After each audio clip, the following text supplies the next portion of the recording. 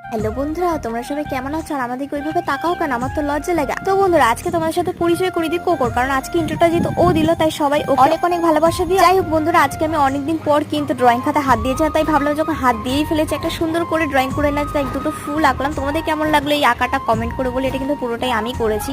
যাক, এখন তো এই সময়ের চাপে বা এখন সত্যিকার অত ফ্রি টাইম পাই না বলে এখন অত সুন্দর করে আঁকতে বসা হয় না। যাই হোক, আজকে আমি কিন্তু একটা নতুন বাড়িতে চলে গিয়েছিলাম। এটা কিন্তু আমি বলবো না কোথায় এসেছি, বাট তোমরা যদি কেউ বুঝতে পারো তো আমাকে কমেন্ট করে অবশ্যই জানিও। তো প্রথমে আমি এসে ফার্স্ট একটু এঁকে নিয়েছিলাম মনটা ভালো করার জন্য। তারপরে দেখছি মা বেগুন ভাজা করছিল, তাই মায়ের সাথে একটু হেল্প করে দিচ্ছিলাম, যেহেতু মা স্নানে গেছিলো।